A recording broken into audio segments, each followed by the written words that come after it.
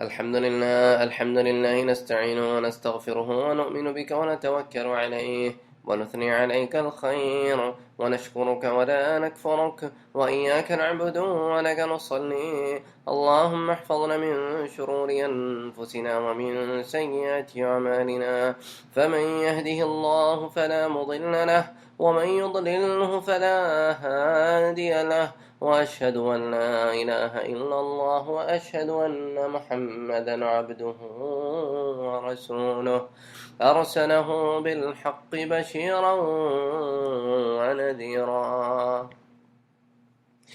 انشاءاللہ آج کے درس میں ہم حضرت سلمان فارسی رضی اللہ تعالی عنہ کے واقعے کو شروع سے نقل کرنے کی کوشش کریں گے کہ آپ ایران میں کہاں پر تھے اور کہاں سے نکلے اور کیسے نکلے اور ہوتے ہوتے مدینہ منورہ کیسے پہنچے اور غلام کیسے بنے اور پھر آزاد کیسے ہوئے.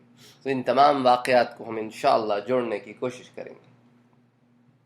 اسلام میں آنے سے قبل تو سلمان کے باپ کا جو کچھ بھی نام ہو، لیکن اسلام میں آنے کے بعد سلمان کو وہ نام ملا کہ جس نام نے ہر نام کو پیچھے چھوڑ دیا، وہ سلمان ابن اسلام بن گئے. اللہ اکبر.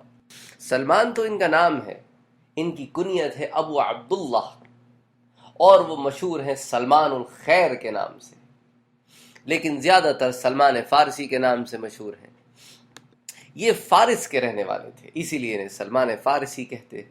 اور فارس کے رام ہرمس ایک جگہ ہے، اس کے اطراف کے علاقے کے رہنے والے ہیں. اس کا ایک قصبہ ہے جس کا نام ہے جئی، یہ وہاں کے رہنے والے تھے. اور یہ کوئی معمولی گھر کے بچے نہیں تھے، یہ شاہان فارس کے خاندان میں سے تھے. اور اسلام لانے کے بعد جب کوئی سلمان فارسی سے پوچھتا کہ آپ کس کے بیٹے ہیں تو جواب دیتے انا سلمان ابن الاسلام، میں سلمان ہوں اسلام کا بیٹا.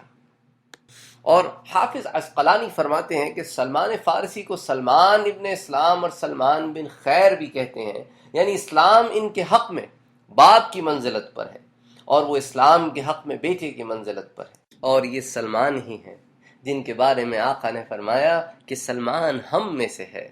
اور سلمان وہ آدمی ہے جس کے بارے میں حافظ ابن رقیم کہتے ہیں کہ سلمان وہ آدمی ہے کہ اگر اس کی دولت پوچھو تو فقر ہے، دکان پوچھو تو مسجد ہے، کمائی پوچھو تو صبر ہے، لباس پوچھو تو تقوی ہے، اور ان سے پوچھو تیرا تقیہ کیا ہے تو رات بھر جاگ کر اللہ کی عبادت کرنا. اور ان سے پوچھو سلمان تو چاہتا کیا ہے، تیری خواہش کیا ہے، تیرے ارادے کیا ہیں، کہاں کا قصد ہے، تو کہتا ہے بس ایک ہی خواہش ہے، ایک ہی ارادہ ہے، ایک ہی مقصد ہے، یریدون وجہ اللہ، کہ بس اللہ جو ہے نا اس کی رضامندی، اس کی خوشی، اس کی خوشنودی حاصل کرنا. اگر پوچھو تو سلمان کدھر جا رہے ہو تو جنت کے راستے کو جا رہا ہوں. اور کس کی رہنمائی میں جا رہے ہو تو محمد مصطفیٰ کی رہنمائی میں جا رہا ہوں. اور سلمان اپنی زبان سے اپنا واقعہ خود بیان کرتے ہیں. وہ کہتے ہیں کہ میں اپنے گاؤں کے سردار کا بیٹا ہوں اور فارس کے ایک ممتاز گھرانے کا فرد ہوں. میرے والد کو مجھ سے اتنی محبت تھی کہ وہ مجھے ہمیشہ گھر میں رکھتے، گھر سے باہر بھی نہ جانے دیتے. حالانکہ میں ان کی اکلوتی اولاد نہیں تھا، لیکن مجھے ایسے معلوم ہوتا گویا میں لڑکا نہیں، کوئی کنواری لڑکی ہوں. اور پھر چونکہ ہمارا جہالت کے زمانے کا مذہب جو ہے وہ آتش پرستی یعنی آگ کی پوجا کرنا تھا، تو ان کو مجوسی کہتے ہیں. تو کہتے ہیں کہ ہمارا پرانا مذہب مجوسی تھا، تو میں نے اپنے مذہب میں کافی علم حاصل کر لیا تھا، اور میں علم حاصل کرتے کرتے آگ کا خادم بن گیا تھا، جس کو ان کے پاس اگیاری، کوئی جلانے والا، اس کا ٹائٹل دیا جاتا ہے. تو عربی زبان میں اس کو کہتے ہیں قاتل النار. تو خیر بہرحال مجوسی مذہب میں، ویسے ہم اور آپ تو زیادہ اس سے واقف نہیں ہیں تو اس لیے میں اس کا اندازہ بھی نہیں ہے، لیکن سلمان کہتے ہیں کہ مجوسی مذہب میں آگ جلانے والا کوئی عام آدمی نہیں ہوتا تھا، اس کی بہت تکریم اور بہت عزت کی جاتی تھی کہ وہ ہے جو خدا کے اتنے قرب میں جاتا ہے کہ اسے جلاتا ہے. یہ ان کا ماننا تھا. تو اتنی اس مذہب میں آگے بڑھنے کے باوجود میرے دل میں وہ سکون نہیں تھا، وہ قرار نہیں تھا.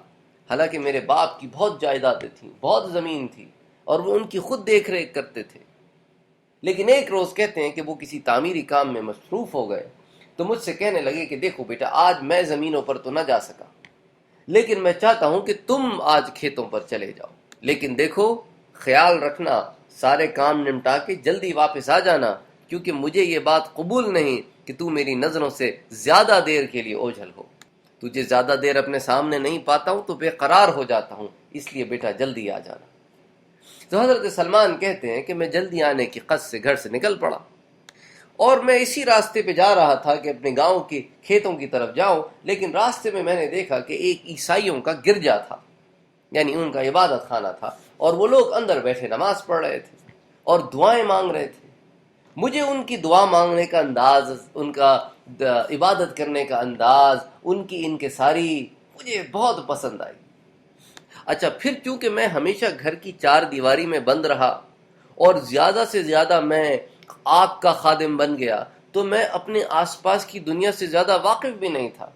لیکن جب میں نے وہ چیز دیکھی، ایک نئی چیز مجھے معلوم ہوئی اور میرے دل کو اچھی لگی، تو میں نے سوچا کہ یار گرجا کے اندر جا کر دیکھتے ہیں کہ آخر پوری صورتحال کیا ہے۔ تو کہتے ہیں میں گرجا کے اندر داخل ہو گیا، اور میں دیکھتا ہوں کہ لوگ وہاں پر اپنی عبادت میں مشغول ہیں اور نماز پڑھ رہے ہیں۔ تو مجھے وہ طریقہ ان کی انکساری بہت پسند آئی۔ تو میں نے اپنے دل میں کہا کہ خدا کی قسم، یہ دین اس دین سے بہت بہتر ہے سلمان جس پر تم ہو۔ اور کہتے ہیں کہ ان کی عبادت میں اتنا مصروف ہو گیا اور اتنی دیر گزر گئی کہ دوپہر سے شام ہو گئی، اور میں نے پھر کھیتوں میں جانے کا خیال چھوڑ دیا کہ اب شام میں کھیتوں میں جا کے کیا کروں، اندھیرے میں مجھے کچھ نظر ہی نہیں آئے گا۔ تو خیر اس کے بعد میں نے ان عیسائیوں سے کہا کہ کیا آپ مجھے کسی ایسے عالم کا پتہ بتا سکتے ہیں جو اس دین کا جاننے والا ہو، کہ اس دین کی ایکسپرٹس کہاں پر ہیں؟ میں ان ایکسپرٹس کے پاس جانا چاہتا ہوں، میں علماء کے پاس جانا چاہتا ہوں۔ تو انہوں نے کہا کہ اگر تم اس دین کو سیکھنا چاہتے ہو اور اس میں ترقی کرنا چاہتے ہو تو پھر ایک ہی جگہ ہے جہاں تمہیں جانا چاہیے، وہ ہے شام۔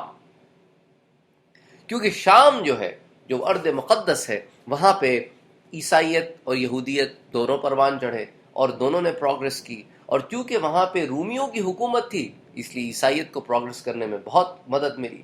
تو شہنشاہ قیصر روم کی حکومت کا انہوں نے، حضرت سلمان کہتے ہیں، مجھے پتہ دیا۔ لیکن اب اتنی دور جائے کون؟ اچھا، پھر میں رہنے والا ایران کا، اور وہ مجھے کہتے ہیں روم جاؤ، اور دونوں حکومتوں میں 36 کا آنکڑا،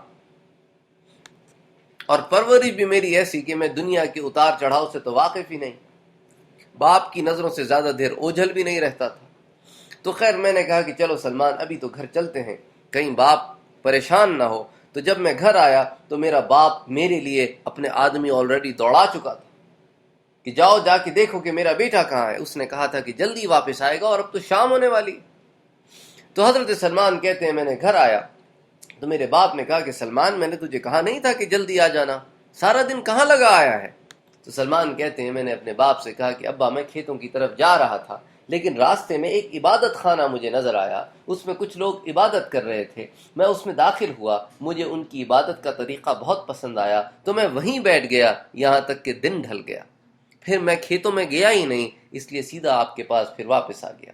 تو انہوں نے دیکھا کہ سلمان کہتے ہیں کہ میرے باپ کو بڑی تشویش ہوئی کہ یہ تو عیسائی مذہب میں دلچسپی کا اظہار کر رہا ہے۔ اچھا، عیسائیت جو ہے وہ ایران میں اس طرح بھی داخل ہوئی کہ جو قریب کے جو بارڈر کے علاقے تھے نا ایران کے اور روم کے، تو اس میں جنگیں ہوتی رہتی تھیں، کبھی یہ غالب آ جاتے تھے، کبھی وہ غالب آ جاتے تھے، تو اس طرح کبھی ان کے حصے میں وہ علاقے آ گئے جہاں پہ عیسائیت ہے، تو کبھی رومن امپائر نے وہ علاقے لے لیے جہاں مجوسی ہیں، تو وہ بارڈر کے ایریاز میں ہوتی رہتی تھی۔ جیسا کہ ہم پہلے حضرت صہیب رومی کے بارے میں پڑھ چکے ہیں کہ وہ گورنر تو تھے، ان کے والد محترم گورنر تو تھے ایران کے، لیکن چونکہ وہ صوبہ فتح کر لیا تھا روم نے، اس لیے وہ قیدی ہو کے روم میں چلے گئے، اس لیے روم میں پلے بڑے، جوان ہوئے، پھر غلام بن کے مکے آئے تو وہ صہیب رومی کے نام سے مشہور ہوئے۔ تو اسی طرح عیسائیت جو ہے وہ آہستہ آہستہ فارس کے چند علاقوں میں کچھ عیسائی پہنچ گئے تھے۔ تو حضرت سلمان کہتے ہیں کہ میرے باپ نے جب دیکھا کہ میں عیسائیت کی طرف جو ہے مجھے رغبت ہو رہی ہے، تو اس نے کہا کہ بیٹا، مجھے تو ان کے دین میں کوئی بہتری اور اچھائی نظر نہیں آتی، بلکہ جو تیرے باپ دادا کا دین ہے وہی سب سے بہترین دین ہے۔ تو سلمان کہتے ہیں میں نے جھٹ کہہ دیا، ہرگز نہیں ابا، وہ دین ہمارے دین سے بہت بہتر ہے۔ سلمان کہتے ہیں کہ یہ میرا کہنا تھا کہ بس پھر تو میری دنیا ہی بدل گئی۔ میرے باپ کو یہ ڈر ہوا کہ کہیں میں بھاگ نہ جاؤں، تو اس نے کیا کیا کہ میرے پیر میں زنجیر ڈال کر مجھے گھر میں بند کر دیا۔ کسی نہ کسی طرح میں نے جو ہے ان نصرانیوں سے کانٹیکٹ کیا، اپنا غلام بھیجا وہاں پر، ایک آدمی بھیجا وہاں پر کہ جاؤ ان کو خبر کرو کہ اگر کوئی قافلہ شام جانے کے لیے تمہارے پاس پہنچے تو مجھے ضرور خبر کرنا۔ قرآن کہتے ہیں کہ میری حالت پھر ویسی ہو گئی تھی جیسا کہ فرعون نے موسیٰ سے کہا کہ لَإِنِ اتَّخَذْتَ إِلَٰهًا غَيْرِي لَأَجْعَلَنَّكَ مِنَ الْمَسْجُونِينَ، کہ دیکھو اگر تم نے میرے سوا کسی اور کو معبود بنایا تو میں تمہیں قید کر دوں گا۔ تو پس میرے دل میں جو خواہش جاگی کہ میں حق کی طرف جاؤں تو مجھے بھی قید کر دیا گیا۔ پھر سلمان کہتے ہیں کہ کچھ دن گزرے، میں اس کی قید میں تھا کہ میرے پاس وہی آدمی آیا جو میرا آدمی تھا جو میں نے ان کے پاس بھیجا تھا۔ اس نے کہا کہ میں آپ کے پاس کلیسا سے پیغام لایا ہوں کہ وہ کہتے ہیں کہ ان کے پاس ایک شامی تاجروں کا قافلہ پہنچ چکا ہے۔ تو حضرت سلمان نے کہا کہ ان سے جا کے کہو جب وہ قافلہ نکلنے لگے اور اپنے کاموں سے فارغ ہو جائے تو مجھے پھر خبر کرنا۔ تو چنانچہ جب وہ قافلہ نکلنے لگا تو کلیسا والوں نے پھر حضرت سلمان کے پاس ایک قاصد بھیجا کہ اب وہ قافلہ نکلنے والا ہے۔ تو حضرت سلمان کہتے ہیں کہ کسی نہ کسی طرح میں اپنے گھر سے بیڑیاں کاٹ کر ان کے پاس پہنچ گیا، اور جب میں ان کے پاس پہنچا تو میں نے ان سے کہا کہ اس مذہب کا سب سے بڑا عالم کون ہے؟ تو لوگوں نے کہا کہ گرجا میں رہنے والا اسقف اعظم، یعنی کہ روم میں پہنچنے کے بعد میں نے ان سے دریافت کیا کہ چلو یہاں تک تو لے آئے ہو، اب مجھے آگے بھی رستہ بتاؤ۔ تو انہوں نے اسقف اعظم کے بارے میں بتایا۔ تو کہتے ہیں میں اس گرجا میں داخل ہوا اور اس اسقف اعظم کے ماتحت کام کرنے لگا۔ اور اسقف اعظم جو ہے وہ عیسائی مذہب میں اس زمانے میں ایک ٹائٹل تھا، یعنی کہ سب سے بڑا پادری، جیسا کہ ہم اللہ کے رسول صلی اللہ علیہ وآلہ وسلم کے برت سے پہلے کے حالات میں بھی ایک اسقف اعظم کے بارے میں پڑھ چکے ہیں جو عبد المطلب کے پاس مکے آیا تھا۔ تو کہتے ہیں کہ میں پہلے اس کے پاس حاضر ہوا اور میں نے کہا کہ دیکھیں میں آپ کے پاس صرف اس لیے آیا ہوں کہ آپ کی خدمت میں رہوں، آپ کے اس مذہب کی تعلیم حاصل کروں اور آپ کے ساتھ مل کر خدائے بزرگ و برتر کی عبادت کروں۔ اس نے مجھے اجازت دے دی اور میں گرجا میں اس کے ساتھ رہنے لگا۔ اس کے ساتھ رہتے رہتے مجھے اندازہ ہوا کہ یہ آدمی تو اتنا نیک بنتا ہے، دراصل یہ بہت برا اور لالچی آدمی ہے کہ جب لوگ اس کو اپنی صدقات اور خیرات دیتے ہیں تو یہ ان کو خرچ کرنے کے بجائے غریبوں پر خود جمع کر لیتا ہے، لیکن لوگوں کو مسلسل ترغیب دیتا رہتا ہے کہ صدقہ دو، خیرات دو، اور سارا مال خود جمع کر لیتا ہے۔ تو کہتے ہیں اس کے پاس اتنا مال جمع ہو گیا تھا کہ اس کے پاس کئی مٹکے بھر کے سونے چاندی تھی، لیکن اس کے باوجود اس کی لالچ اور حرص جو ہے وہ کم نہیں ہوتی تھی۔ کہنے لگا مجھے اس شخص سے نفرت ہو گئی۔ آخر وہ ایک دن مر گیا تو عیسائی جو تھے وہ اس کو دفن کرنے کے لیے لے جانے لگے۔ تو میں نے ان سے کہا کہ دیکھو یہ نہایت ہی برا آدمی تھا جس کو تم اچھا آدمی سمجھتے ہو، میں اس کے ساتھ رہا ہوں، میں اس کے کرتوتوں سے واقف ہوں، جو مال تم اس کو صدقہ و خیرات سمجھ کے دیتے تھے، بے شک یہ بہت عبادت گزار تھا، یہ رات بھر جاگتا تھا، یہ روزے رکھتا تھا، اس نے دنیا کی طرف کبھی کوئی رغبت نہیں کی، کوئی نفسانی خواہشات کے پیچھے نہیں بھاگا، لیکن تمہارا مال یہ خود ہڑپ کر جاتا تھا۔ انہوں نے کہا تیرے پاس اس کا کیا ثبوت ہے؟ تو میں نے لے جا کر ان کو وہ سارے مٹکے دکھائے تو ان کو پھر یقین آیا۔ تو پھر یہ عالم ہوا کہ وہ شخص جس کی یہ عزت کرتے تھے اس کا جنازہ وہیں چھوڑ کر لعنت ملامت کرتے ہوئے واپس لوٹ گئے۔ پھر اس کو اٹھا کر انہوں نے ایک سولی پر لٹکا دیا اور جو وہاں سے گزرتا وہ اس کو پتھر مارتا۔ خیر اس کے مرنے کے بعد لوگوں نے پھر ایک نیا اسقف اعظم چنا، اور جب نیا اسقف اعظم گدی پہ بیٹھا تو میں اس کی خدمت میں حاضر ہوا۔ لیکن اس آدمی کو میں نے بہت نیک پایا، وہ ہر وقت اللہ کی عبادت کرتا اور لوگوں سے خیر کرتا، جو کہتا وہ کرتا بھی، اور نہایت ہی پاک باز و شریف آدمی۔ اور پھر مجھے اس شخص سے بے حد محبت ہو گئی۔ میں ایک عرصہ اس کے ساتھ رہتا رہا، یہاں تک کہ اس کی موت کا وقت آ گیا۔ جب اس کا موت کا وقت قریب آیا تو میں نے اس سے کہا کہ میں ایک مدت سے آپ کے ساتھ رہ رہا ہوں، مجھے آپ سے محبت ہو گئی ہے، اس سے پہلے مجھے یہ کسی سے نہیں ہوئی، مگر اب آپ اللہ کے پاس جا رہے ہیں، اس لیے مجھے مشورہ دیجئے کہ آپ کے بعد میں کہاں جاؤں۔ اس نے کہا بیٹے خدا کی قسم اس سارے علاقے میں کسی آدمی کو نہیں جانتا جو دین حق پر ہو، جو دین نصارہ کے ان حقوق کو ادا کرتا ہو جس کو ادا کرنے کا اللہ نے حکم دیا ہے۔ لوگ بربادی کی طرف جا رہے ہیں، دین سے دور ہو رہے ہیں، جس کو دین سمجھ رہے ہیں وہ دین نہیں ہے، وہ تو دین میں تبدیلیاں ہیں۔ میں ایک شخص کو جانتا ہوں جو شہر موصل میں رہتا ہے، تم اس کے پاس جاؤ، اس سے میرا ذکر کرو، وہ ضرور تمہیں اپنی خدمت میں رکھے گا۔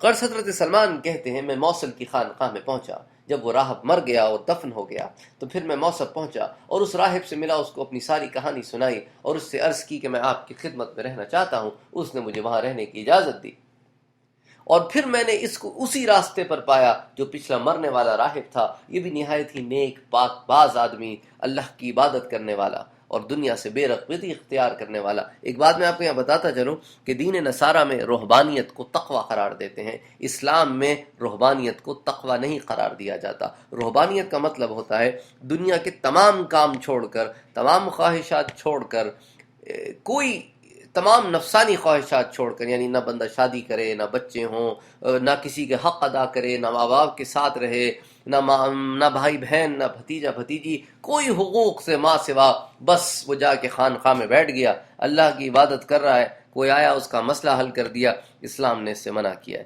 کہتے ہیں رہبانیت جو ہے وہ ہدایت کا راستہ نہیں ہے، نہ کسی نبی نے کیا، نہ کسی اپنی امتی کو حکم دیا، بلکہ صحیح جو طریقہ ہے وہ زہدانیت کا طریقہ ہے کہ دنیا میں رہو لیکن دنیا سے دل نہ لگاؤ، تمام حقوق ادا کرو۔ جیسا کہ ہم پچھلے درس میں پڑھ چکے ہیں، حضرت ابو دردہ اور سلمان فارسی کی جو گفتگو تھی، تو سلمان فارسی نے ابو دردہ سے یہی کہا کہ ابو دردہ، تمہارے رب کا تم پر حق ہے، تمہارے گھر والوں کا تم پر حق ہے، اور تمہارے جسم کا بھی تم پر حق ہے۔ تو کہیں ایسا نہ ہو کہ اتنی محنت کرو کہ آرام ہی نہ کرو، کہیں ایسا نہ ہو کہ کچھ کھاؤ نہ اور کھا سکتے ہو، محض پیسہ ہے لیکن اپنے آپ پر نہیں لگاتے، اور کہیں ایسا بھی نہ ہو کہ تم گھر والوں سے بالکل بے پرواہ ہو کہ صرف اللہ کی عبادت میں لگ جاؤ۔ سب کے حقوق ہیں۔ تو اسلام جو ہے وہ بہت ہی بیلنسڈ لائف آپ کو گزارنے کا حکم دیتا ہے۔ تو یہ تمام واقعات جو میں آپ سے بیان کر رہا ہوں، یہ قبل اسلام سلمان فارسی کی زندگی میں پیش آئے، جب وہ عیسائی مذہب اختیار کر چکے تھے، اور ابھی اللہ کے رسول صلی اللہ علیہ وآلہ وسلم کی بعثت کا زمانہ بھی نہیں آیا تھا۔ تو اس وقت تک دین نصارہ ہی صحیح دین تھا، اور لیکن بہت تھوڑے سے لوگ اس وقت رہ گئے تھے جو صحیح معنوں میں دین نصارہ کو ماننے والے تھے۔ جیسا کہ اس راہب نے بھی ان سے کہا کہ دین میں اتنی تبدیلیاں ہو گئی ہیں کہ اکثر لوگ جس کو دین سمجھ کر فالو کر رہے ہیں وہ دین ہی نہیں ہے۔ کہتے ہیں اس موصل کے راہب کے پاس پھر میں رہنے لگا، لیکن تھوڑے ہی عرصے میں پھر اس کے اوپر بھی سکرات کا وقت آ گیا، اس پر بھی موت کا وقت آ گیا۔ جب موت اس کے اتنے قریب پہنچ گئی کہ مجھے اندازہ ہو گیا کہ اب یہ چند گھڑی سے زیادہ نہیں رہے گا، تو میں نے اس سے کہا کہ دیکھے شخص، تیرے پاس میں آیا کہ تیرے سے ہدایت حاصل کروں، اور تیرے پاس رہ کر میں نے بہت ہدایت حاصل کی، اور اللہ نے مجھے بڑی ہدایت دی، لیکن اب تیرے جانے کا وقت آ گیا ہے، اب مجھے بتا کہ میں کہاں جاؤں۔ تو اس نے کہا کہ میرے بیٹے، اس سارے علاقے میں تو کوئی شخص ایسا نہیں جس کے پاس میں تجھے بھیجوں، ہاں میرا ایک واقف کار ہے، ایک جاننے والا پادری ہے جو نصیبین کے علاقے میں رہتا ہے، تو وہاں جا اور اس کی خانقاہ میں حاضری دے۔ اب آپ کو اگر یاد ہو تو نصیبین کے جن اللہ کے رسول صلی اللہ علیہ وآلہ وسلم کے پاس آئے تھے جب آپ واپس لوٹے تھے طائف سے، تو انہوں نے یہی کہا تھا کہ ہم نصیبین کے جن ہیں، تو اور انہوں نے یہ بھی کہا تھا کہ یہ تو وہی قرآن معلوم ہوتا ہے، یہ اس سے مشابہت رکھتی ہوئی کتاب معلوم ہوتی ہے جو موسیٰ علیہ السلام لے کر آئے تھے۔ تو خیر یہ نصیبین کے علاقے میں پہنچے، اور نصیبین کے علاقے میں اس راہب سے ملے اور اس کو اپنی ساری داستان سنائی، تو اس نے کہا ٹھیک ہے تم میرے پاس رہ سکتے ہو۔ کہتے ہیں اسے بھی میں نے ایک بہت اچھا آدمی پایا، میں اس کے ساتھ رہا یہاں تک کہ اس کی موت کا بھی وقت آ گیا۔ تو میں نے اس سے کہا کہ اب میں کہاں جاؤں، تو جانے والا ہے۔ تو اس نے کہا کہ بیٹے اس علاقے میں تو اور کوئی نہیں، تم ایسا کرو عموریہ کی خانقاہ میں جاؤ۔ تو کہنے لگے میں وہاں سے نکلا اور عموریہ کی خانقاہ میں گیا۔ عموریہ کی خانقاہ میں داخل ہوا تو میں نے اس آدمی کو جو وہاں راہب تھا ان پچھلے 3 راہبوں کی طرح ہی پایا، وہی دین حق پر قائم اور ہدایت کا معاملہ، لیکن تھوڑے ہی عرصے کے بعد پھر اس کو بھی موت آ گئی۔ جب اس کی موت کا وقت قریب آیا تو میں نے اس سے کہا کہ اب میں کہاں جاؤں۔ تو اس نے کہا بیٹے میں اپنے سوا اور کسی کے بارے میں تو کچھ نہیں جانتا کہ اسی دین نصارہ پر ہو جو صحیح معنوں میں دین نصارہ ہے، لیکن اب وہ زمانہ قریب آ چکا ہے کہ یہ ایک نبی امی نے ظاہر ہونا ہے. وہ ابراہیم علیہ السلام کا دین لے کے آئیں گے. سارا عرب ان کے تابع ہوگا. وہ ہجرت کریں گے دو گھاٹیوں کے درمیانی ایک نخلستان میں یعنی مدینہ منورہ میں، اور ان کی کچھ نشانیاں ہوں گی. اور اس نے آپ صلی اللہ علیہ وآلہ وسلم کی ساری نشانیاں میرے سامنے پیش کیں اور کہا کہ آپ کی شکل و صورت ایسی ہوگی اور آپ کے عادات و اطوار ایسے ہوں گے. اور جو تین اس نے مجھے خصوصی نشانیاں بتائیں، اس نے کہا ایک نشانی تو یہ ہوگی، وہ نبی تحفہ تو لے گا یعنی ہدیہ تو لے گا اور ایکسیپٹ کرے گا، اس کو استعمال بھی کرے گا، لیکن صدقہ نہیں لے گا، اس کو استعمال نہیں کرے گا، اور اس کے دونوں مونڈھوں کے درمیان مہر نبوت ہوگی. تو یہ تین نشانیاں اس نے مجھے دی. پھر حضرت سلمان کہتے ہیں جب میں عموریہ کے علاقے میں رہتا تھا تو میں نے یہاں پر محنت مزدوری بھی ساتھ ساتھ کرنا شروع کر دی. تو میں نے اپنے ساتھ کچھ گائیں اور بکریاں بھی جمع کر لی تھیں. خیر اس کے بعد اس کا انتقال ہو گیا تو میں نے اس کو دفن کیا اور میں نے کہا کہ چلو اب اس نخلستان کی طرف نکلتے ہیں. تو سلمان فارسی کہتے ہیں کہ پھر میں بنی کلب کے قبیلے کے تاجروں کے ایک قافلے کے ساتھ جو عرب کی طرف جا رہا تھا، میں نے ان سے کہا کہ اگر آپ مجھے سرزمین عرب تک پہنچا دیں تو اس کے بدلے میں آپ کو اپنی گائیں اور بکریاں دے دوں گا. وہ لوگ تیار ہو گئے اور میں نے اپنی گائیں اور بکریاں ان کو دے دی. وہ مجھے اپنے ساتھ لے کر چلے اور کہتے ہیں کہ مدینہ منورہ کے قریب ایک مقام ہے وادی قرا. وہ وہاں پہنچے تو ان کی نیتیں خراب ہو گئیں اور انہوں نے مجھے زبردستی ایک یہودی کے ہاتھ بیچ دیا. کہتے ہیں اس یہودی کے پاس میں رہنے لگا جہاں میں نے ایک نخلستان دیکھا. تو میں نے خیال کیا کہ شاید یہ وہی نخلستان ہو جس کے بارے میں اس راہب نے مجھے بتایا تھا، لیکن مجھے اس کے بارے میں کچھ پتہ نہ چل سکا کہ آیا یہ وہی نخلستان ہے کہ نہیں. لیکن میں اسی جستجو میں لگا رہا. اسی دوران میں جبکہ میں اس کا غلام تھا، ایک روز اس کا چچا زاد بھائی اس سے ملنے آیا. یہ قبیلہ بنی قریظہ کا یہودی تھا اور وہ مدینے میں رہتا تھا. اس نے آ کر مجھے اس سے خرید لیا اپنے چچا زاد بھائی سے اور مجھے لے کر مدینے آ گیا. تو کہتے ہیں کہ جب میں یہاں پر داخل ہوا اور میں نے مدینہ منورہ کے مناظر دیکھے، یہاں پہ موجود نشانیاں دیکھیں، تو مجھے اندازہ ہوا کہ یہی وہ نخلستان ہے جس کے بارے میں مجھے اس راہب نے خبر دی تھی. حضرت سلمان کہتے ہیں میں اس یہودی کے ساتھ رہنے لگا بنی قریظہ میں. تو اسی دوران میں حضرت کی نبوت کا ظہور ہو چکا اور آپ مکے میں تبلیغ فرماتے رہے، لیکن مجھے مدینے میں اس طرح کی کوئی خبر نہیں پہنچی. یہاں تک کہ آپ صلی اللہ علیہ وآلہ وسلم نے ہجرت فرمائی. تو ایک روز میں اپنے آقا کے باغ میں ایک کھجور کے درخت پر چڑھا ہوا کچھ کام کر رہا تھا کہ میرے آقا اس درخت کے نیچے بیٹھا ہوا تھا کہ اس کا چچا زاد بھائی اس کے پاس آئے اور کہنے لگا کہ سن، اللہ بنی قیلہ یعنی قبیلہ اوس اور قبیلہ خزرج کو برباد کر دے. غرض حضرت سلمان کہتے ہیں کہ جب وہ اوس و خزرج کو برا بھلا کہہ چکا تو کہنے لگا کہ خدا کی قسم اس وقت وہ لوگ قباء کے مقام پر ایک شخص کے اطراف جمع ہیں جو مکے سے آیا ہے اور اس کو کہتے ہیں کہ یہ اللہ کا نبی ہے. حضرت سلمان کہتے ہیں یہ سننا تھا کہ میرے بدن میں تو کپ کپی طاری ہو گئی اور مجھے ایسا محسوس ہونے لگا کہ میں درخت پر سے اپنے آقا کے اوپر گر جاؤں گا. تو میں فوراً نیچے اتر آیا اور اس اپنے آقا کے چچا زاد بھائی سے کہنے لگا تم کیا کہہ رہے ہو؟ تو میرے آقا نے جب میرا اتنا اضطراب دیکھا نا، اتنی بے چینی دیکھی، تو کھڑا ہوا اور اس نے زور سے میرے منہ پر تھپڑ مارا اور کہا جا کے اپنا کام کر. میں نے کہا میرا اس معاملے سے کوئی تعلق نہیں، میں تو صرف تصدیق کرنا چاہ رہا تھا.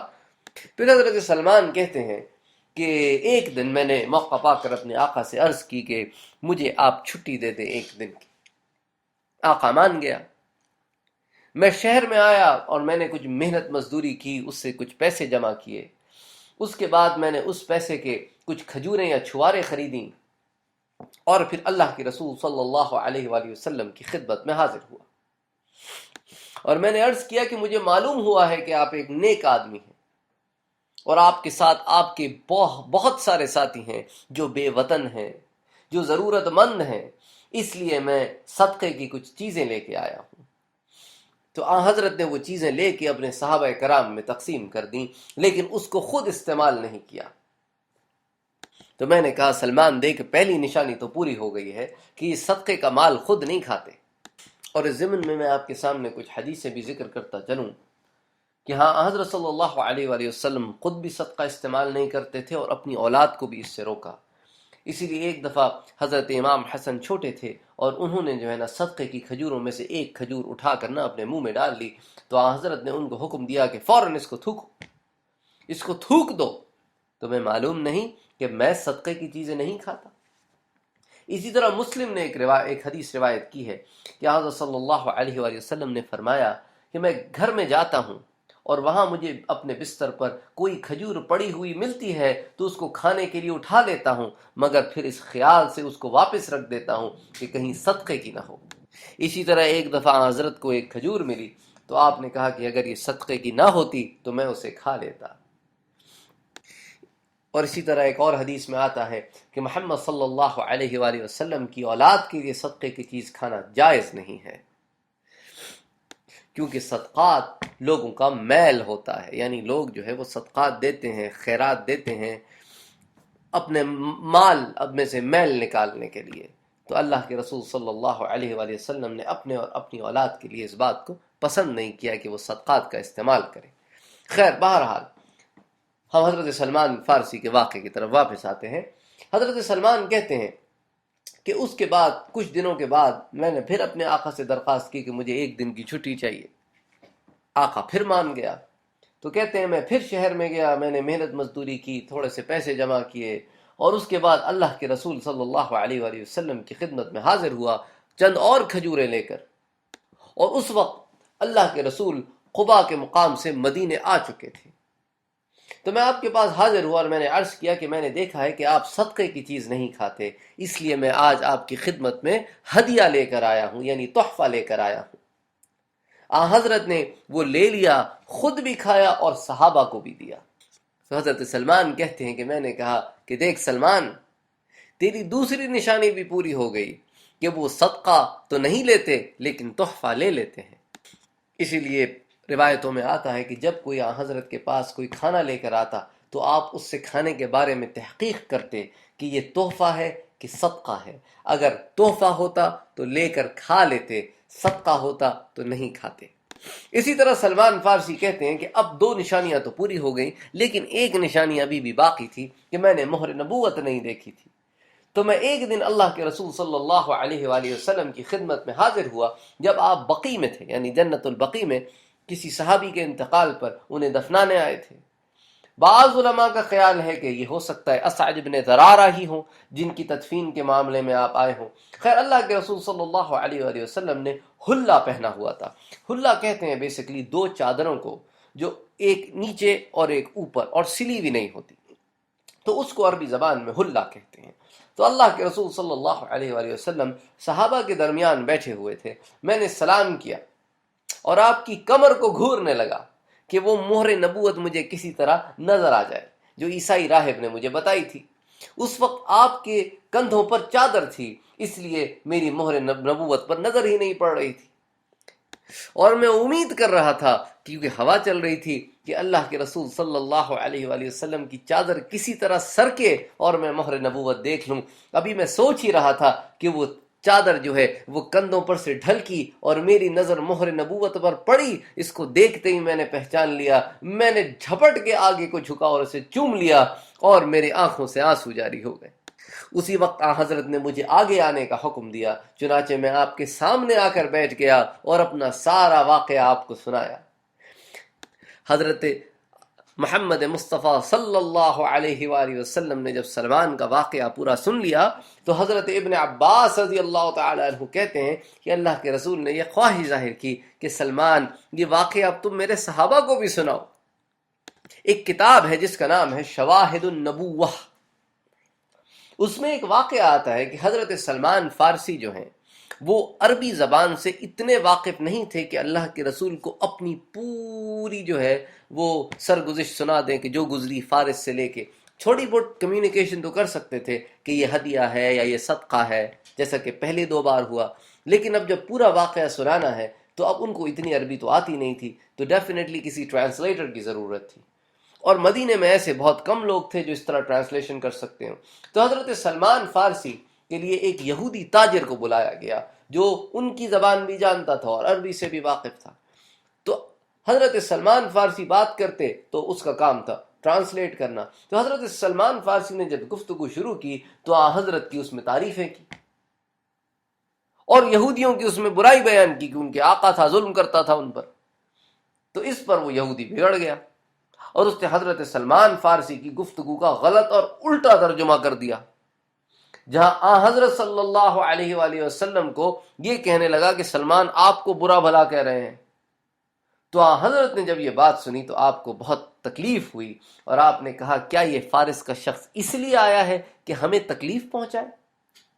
اسی وقت حضرت جبرائیل علیہ السلام حضرت کے پاس حاضر ہوئے اور سارا کے سارا واقعہ جو سلمان فارسی بتا رہے تھے وہ ایز اٹ از عربی زبان میں آپ صلی اللہ علیہ وآلہ وسلم کو بتلا دیا. اب حضرت نے جو کچھ جبرائیل سے سنا تھا، جو سلمان کا واقعہ تھا، وہ اس یہودی کو سنا دیا. اب جب اس نے سنا تو وہ تو بڑا سٹ پٹا گیا. اس نے کہا اللہ کے رسول اگر آپ کو فارسی آتی تھی تو مجھے کیوں بلایا؟ اللہ اکبر، اگر آپ کو فارسی آتی تھی تو مجھے کیوں بلایا؟ میری تو ضرورت ہی نہیں تھی، آپ خود ہی بات کر لیتے. تو آپ نے فرمایا میں اس گھڑی سے پہلے ان حالات اور واقعات کو نہیں جانتا تھا، لیکن فجا جبریل آئے اور انہوں نے مجھے سب کچھ بتایا ہے. تو اس پر وہ یہودی فوراً بول اٹھا اے محمد صلی اللہ علیہ وآلہ وسلم، میں اب سے پہلے آپ پر تہمت لگایا کرتا تھا، لیکن اب مجھ پر یہ بات کھل گئی ہے کہ آپ واقعی اللہ کے سچے رسول ہیں. اس نے کہا اشہد ان لا الہ الا اللہ و اشہد ان محمد عبدہ و رسولہ. اسی طرح اس کتاب میں اس واقعے کی اور دیگر تفصیلات بھی آتی ہیں کہ حضرت نے جبریل سے کہا کہ سلمان کو عربی زبان سکھلا دو. تو حضرت جبریل نے فرمایا ان سے کہیے کہ اپنی آنکھیں بند کر لیں اور اپنا منہ کھول دیں. حضرت سلمان نے ایسے ہی کیا تو حضرت جبریل نے ان کے منہ میں اپنا لعاب دہن ڈال دیا اور اسی وقت حضرت سلمان نہایت صاف عربی میں گفتگو کرنے لگے. خیر حضرت سلمان اسلام تو لے آئے لیکن ابھی غلام ہی تھے، آزاد نہیں ہوئے تھے، اور آزاد ہونے کے باوجود اللہ کے رسول صلی اللہ علیہ وآلہ وسلم کے ساتھ ان تمام سرگرمیوں میں شریک نہ ہو سکے جو ایک آزاد انسان شریک ہوتا رہا. لیکن غزوہ خندق وہ پہلی غزوہ تھی جس میں حضرت سلمان فارسی کے مشورے سے مدینے کا دفاع ہوا، جس کو انشاءاللہ ہم ڈیٹیل میں بعد میں پڑھیں گے. لیکن یہی وجہ تھی کہ حضرت سلمان کو سلمان خیر کہا جانے لگا، اور یہ حضرت صلی اللہ علیہ وآلہ وسلم کے نہایت ہی قریبی اور خاص صحابہ میں سے تھے. تو حضرت سلمان کہتے ہیں کہ مجھ سے اللہ کے رسول نے فرمایا کہ سلمان تم اپنی آزادی کے لیے اپنے آقا سے مکاتب یعنی کوئی معاہدہ کیوں نہیں کر لیتے؟ کہ اس زمانے میں ایسے ہوتا تھا کہ غلام اور آقا کے درمیان کوئی معاہدہ ہوتا تھا کہ اگر میں آپ کا فنا کام کر دوں تو آپ مجھے آزاد کر دیں گے. تو تم مکاتب کیوں نہیں کر لیتے؟ کوئی معاہدہ کر لو کہ میں اتنی مدت دے دیں آپ مجھے، میں اپنی محنت سے آپ کو اتنا مال پیدا کر کے دے دوں گا، پھر آپ مجھے آزاد کر لیجئے گا. کہتے ہیں میں اپنے آقا کے پاس حاضر ہوا اور میں نے اس سے اس بات کا ذکر کیا تو میرے آقا نے کہا کہ ٹھیک ہے میں تجھے آزاد کر دوں گا اگر تو مجھے 300 چھوٹے پودے لگا کر دے دے اور سب کے سب لگ جانے چاہیں. تو بیسکلی پروسیس یہ ہوتا ہے ان پودوں کو لگانے کا. کھجور کے پودوں کی میں آپ سے بات کر رہا ہوں کہ کھجور کے پودے ایک جگہ بوئے جاتے ہیں، جب وہ تھوڑے سے اگ جاتے ہیں نا، جب اگ آتے ہیں تو ان کو وہاں سے نکال کر کسی اور جگہ لے جا کر جما دیا جاتا ہے. تو پھر ان کی جو ہے وہ گروتھ بھی اچھی ہوتی ہے اور پھل بھی جلدی آتا ہے اور اچھا آتا ہے. تو خیر بہرحال پھر ان کو وہاں پر جمانے کے بعد ان کی نگہداشت کروں یہاں تک کہ وہ پھل دینے کے قابل ہو جائیں. تو آقا نے سے ان کا یہ معاہدہ ہو گیا 300 پودوں کا، اور اس کے ساتھ ساتھ انہیں اپنے مالک کو 40 اوقیہ سونا بھی دینا ہوگا. تو 300 پودے بھی لگانے ہوں گے، ان کی نگہداشت کرنی ہوگی یہاں تک کہ وہ بڑے ہو جائیں، اور 40 اوقیہ سونا بھی دینا ہوگا. تو کہتے ہیں یہ میرا اور میرے آقا کے درمیان معاہدہ طے ہوا. میں اللہ کے رسول کی خدمت میں حاضر ہوا، آپ کو ساری بات بتائی. آپ نے مسلمانوں سے فرمایا کہ اپنے بھائی کی مدد کرو. تو غرض حضرت سلمان کہتے ہیں کہ صحابہ کرام نے میری مدد کرنی شروع کی. کوئی مجھے 60 پودے لا کے دے رہا ہے، کوئی 20 دے رہا ہے، کوئی 15 دے رہا ہے، جو جتنے دے سکتا تھا اس نے مجھے پودے لا کے دیے. غرض میرے پاس پورے 300 پودے ہو گئے جو آزادی کی پہلی شرط تھی. پھر اللہ کے رسول نے فرمایا کہ سلمان جاؤ اور اپنے پودے لگانے کے لیے زمین کھودو، اور جب گڑھے تیار کر لو تو میرے پاس آنا، میں اپنے ہاتھ سے پودے زمین میں لگاؤں گا۔ تو اللہ کے رسول صلی اللہ علیہ وآلہ وسلم نے پودے پھر زمین میں لگانے شروع کیے جب گڑھے کھد گئے۔ غرض جتنے پودے آقا نے لگائے وہ سب کے سب جو ہے وہ پروان چڑھے۔ ایک پودا رہ گیا تو تحقیق پہ پتہ چلا کہ اس کو سلمان فارسی نے خود لگانے کی کوشش کی تھی، ان سے نہ لگا تو عمر نے لگانے کی کوشش کی، تو اللہ کے رسول صلی اللہ علیہ وآلہ وسلم نے وہ پودا نکالا اور پھر خود لگایا وہ پودا۔